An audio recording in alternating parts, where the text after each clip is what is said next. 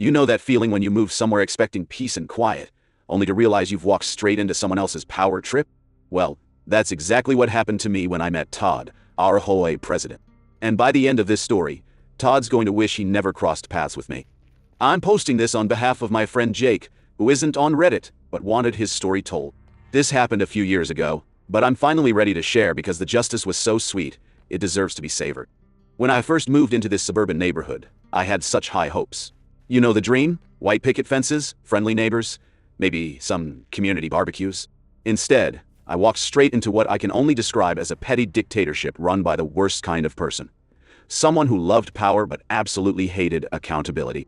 Todd wasn't just your average annoying HOA president. This guy was something else entirely. He enforced the most ridiculous rules you've ever heard of. We're talking $200 fines for leaving your trash cans out 1 minute past 9 a.m. 1 minute.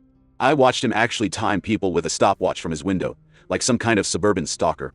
But here's the thing that really got me. Todd was a complete hypocrite. While he was busy terrorizing everyone else about rule violations, his own yard was a disaster zone.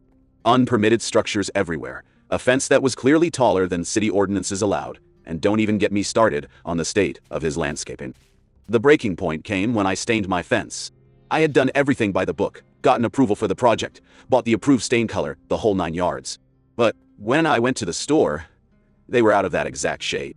So I got the closest match I could find, thinking like any reasonable person would, that a slightly different shade of brown wouldn't be the end of the world. Todd didn't see it that way. 3 days later, there's an envelope taped to my door. $500. $500! For a fence that was maybe half a shade off from what was approved. I tried reasoning with him. I showed up at his door with receipts, explained the situation, asked for some basic human decency. You know what? Yeah, I did. He smirked at me, actually smirked, and said rules are rules before walking away. That's when something inside me snapped. Not in a screaming dramatic way. No, this was cold. Calculated. I decided right then and there that Todd was going to pay for his arrogance, but I was going to do it the smart way. My first move was becoming the inside man. I volunteered for the HOA board, under the guise of wanting to get involved in the community. I played the part of the eager, naive newbie perfectly. For 2 whole years, I attended every single meeting, sitting there quietly while Todd bullied other board members and pushed through whatever agenda suited him that week. Todd's strategy was simple but effective. Simple but effective. He controlled the board by burying people in paperwork and scheduling votes when only his allies were present. Dissenting homeowners would submit complaints, and those documents would mysteriously disappear. He had this whole system worked out, and everyone was too intimidated or tired to fight back. But I was patient. I took detailed notes on everything. Every shady vote, every missing document, every time he bent the rules for himself while hammering others. I was building a case, and Todd had no idea. Then I discovered something that changed everything. Todd wasn't just a bully and a hypocrite, he was a thief. See, Todd loved to brag about how well he managed the HOA's finances. He'd go on and on about his fiscal responsibility and how he kept everything under control. But I started noticing things didn't add up. Our HOA fees were significantly higher than similar neighborhoods, but our common areas looked like they hadn't been maintained in years. The community pool was closed half the summer due to maintenance issues that never seemed to get resolved. The landscaping looked neglected, and simple repairs would drag on for months. Meanwhile, Todd kept asking for budget increases. I started asking questions. During board meetings, I'd casually inquire about specific expenses or request to see the budget. Todd would laugh it off, saying things like, "Don't worry, I've got it under control," or "You wouldn't understand the complexity of our finances." When I filed a formal request for financial records, which, by the way, whole rules required him to provide, weeks would go by with no response. So I started talking to neighbors, and that's when things got really interesting. Turns out, I wasn't the only one who was suspicious. Over a dozen homeowners had requested access to the budget over the years, only to be ignored or brushed off. One neighbor swore she'd seen Todd using HOA funds to install a new patio at his house. Another had spotted Todd's kids using the community pool during its supposed maintenance closure. Armed with these testimonies, I filed a formal complaint with the HOA board, forcing Todd to finally hand over the financial documents. When he did, they were an absolute mess. Invoices were missing, payments were mislabeled, and some expenses were downright bizarre. A $15,000 landscaping fee paid to a company that didn't exist when I looked it up. Thousands spent on administrative costs with zero explanation. It was like Todd wasn't even trying to hide his theft. I cross-referenced everything with public records and bank statements, and that's when I found the smoking gun. Todd had been funneling money directly to his personal accounts. But it gets worse. He was also inflating contractor fees, pocketing the difference, and splitting profits with his buddy who handled most of the HOA's maintenance work.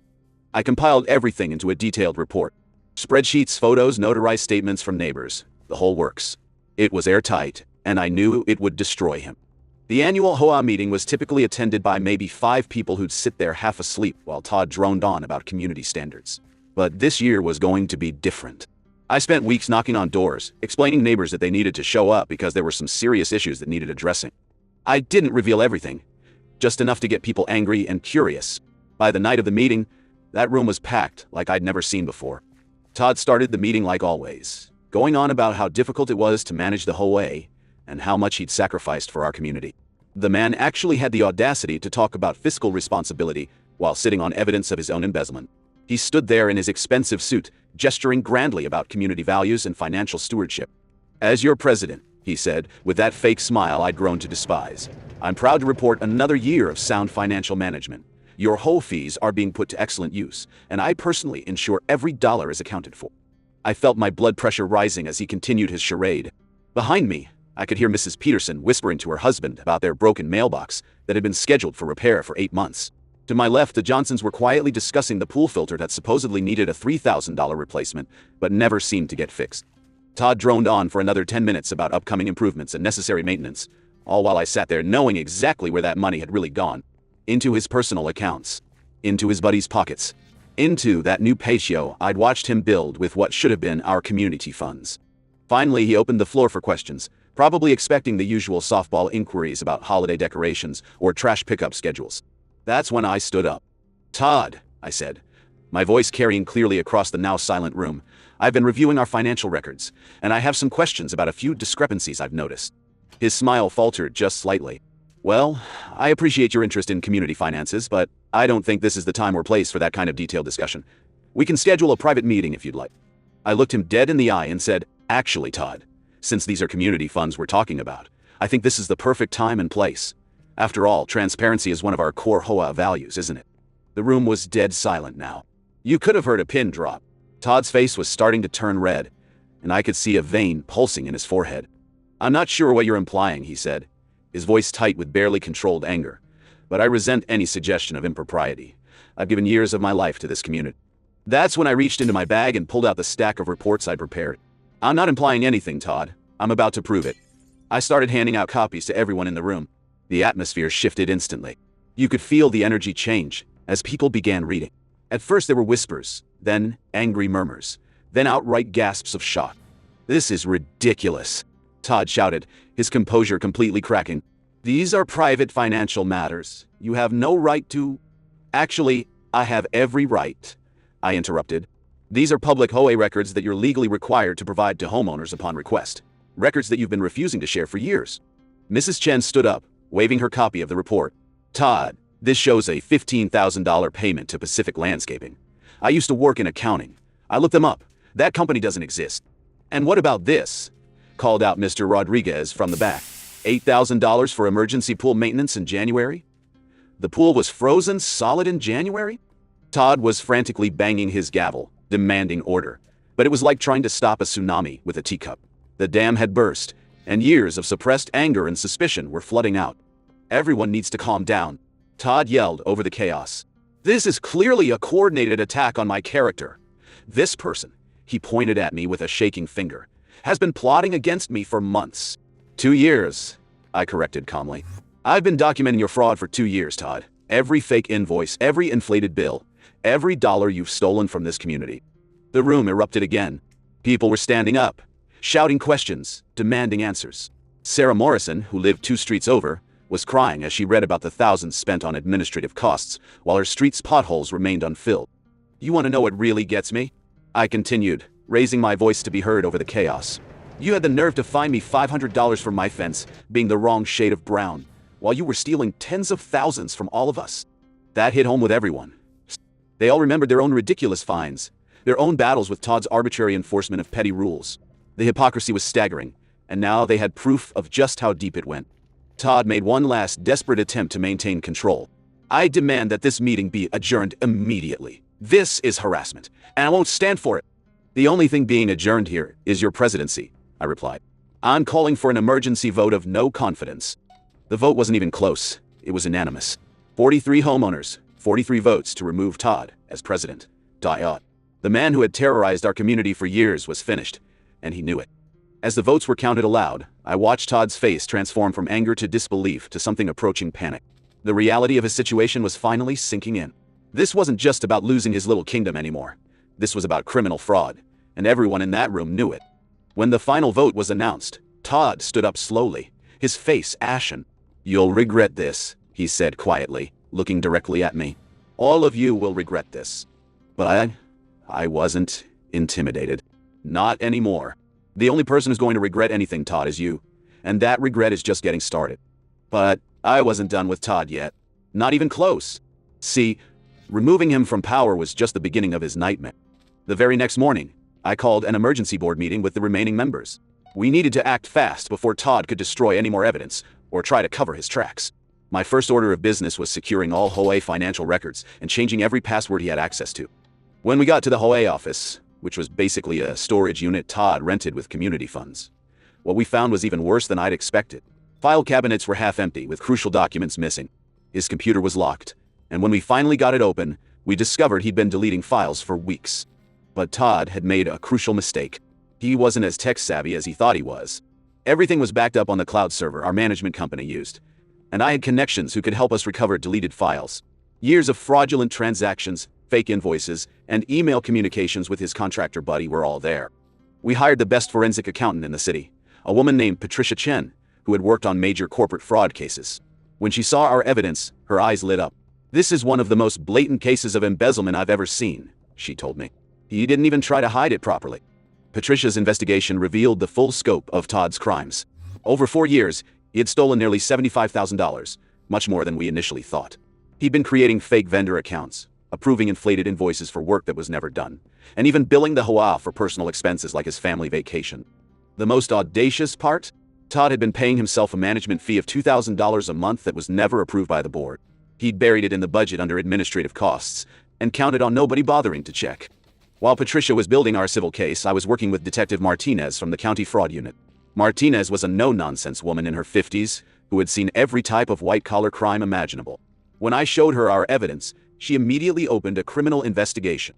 "Here's what's going to happen," Martinez explained to me during one of our meetings. "We're going to let Todd think he got away with it for a few more weeks while we build an airtight case. Then we're going to arrest him at the worst possible moment for maximum impact." That moment came 3 weeks later, during Todd's daughter's graduation party. I wasn't there personally, but the story spread through the neighborhood like wildfire. Apparently, Todd was giving a speech about family values and hard work when Detective Martinez and 2 uniformed officers showed up at his front door with handcuffs and a warrant. The charges were extensive: embezzlement, fraud, forgery, and filing false documents. Todd's mugshot made the local newspaper, and suddenly everyone in our suburb knew exactly what kind of person had been running our HOA. But the criminal charges were just the beginning of Todd's problems. Our civil lawsuit was moving forward aggressively, and we were going after everything he owned. His house, his cars, his retirement accounts. We wanted it all back, plus damages. Todd tried to play hardball at first. He hired an expensive lawyer and claimed he was being persecuted by vindictive neighbors. His attorney actually had the nerve to suggest that I was the real villain in this story, orchestrating some kind of elaborate frame job because of my fence fine. That strategy backfired spectacularly when we released more evidence to the media. Local news stations picked up the story, and suddenly Todd wasn't just a neighborhood villain. He was the poster child for HOA corruption across the entire county. The breaking point came when Todd's wife filed for divorce. Apparently, she'd had no idea about his criminal activities and was horrified to discover that their comfortable lifestyle had been funded by stolen money. She cooperated fully with our investigation and provided additional evidence of Todd's fraudulent activities. With his marriage falling apart and his legal bills mounting, Todd finally agreed to a settlement. He would plead guilty to all charges, pay full restitution plus damages, and surrender all assets we could claim under the civil suit. The day of Todd's sentencing was one of the most satisfying moments of my life. I sat in the courtroom gallery with about 20 other homeowners as the judge laid out exactly what Todd had done and why it was so reprehensible. "Mr. Todd," the judge said, looking down at him with obvious disgust, "you violated the trust of your entire community. These people elected you to serve their interests, and instead you treated their money as your personal piggy bank. your actions represent everything that's wrong with unchecked power and authority. Todd got 2 years in prison, plus 5 years of probation and community service. But the real punishment was watching his entire life collapse around him. The house he was so proud of, the one with all those unpermitted structures he'd ignored while terrorizing the rest of us, went up for sale to pay restitution. Nobody wanted to buy the fraud house, as it became known in the neighborhood, so it sat empty for months before finally selling at a huge loss. His professional reputation was completely destroyed. Todd had worked in real estate development, and news of his conviction spread throughout the industry. No one would hire him, and several previous clients even sued him over concerns about past projects. Even his extended family turned their backs on him. I found out later that Todd had borrowed money from relatives over the years, claiming it was for HOA emergencies that never existed. Those family relationships were permanently damaged when the truth came out. Meanwhile, our community was flourishing under new leadership. We'd implemented every reform I'd promised and more. The online financial portal was a huge hit. Homeowners could now see exactly how every dollar was being spent, with monthly reports and real-time updates. We established a community oversight committee with rotating membership to ensure no one person could ever accumulate too much power again. Every major decision required multiple approvals, and we instituted mandatory background checks for all board members. The pool wasn't just reopened, we upgraded it with new equipment using money we saved from Todd's inflated maintenance contracts. The landscaping was beautiful again, and we even had enough left over to install new playground equipment that the neighborhood kids absolutely loved. Property values in our community actually increased after Todd's removal, as word spread about our transparency and effective management. Real estate agents started using our HOA as a selling point, highlighting our open book policies and community involvement. The most poetic justice of all came 2 years later when I was walking my dog past Todd's old house. The new owners, a young couple with twin toddlers, had completely transformed the property. The unpermitted structures were gone, replaced with a beautiful garden. The oversized fence had been replaced with an appropriately sized one in the exact shade of brown that Todd had once fined me for not using. As I stood there admiring the transformation, I realized this was what community leadership should look like. Not fear and intimidation, but genuine care for neighbors and shared spaces.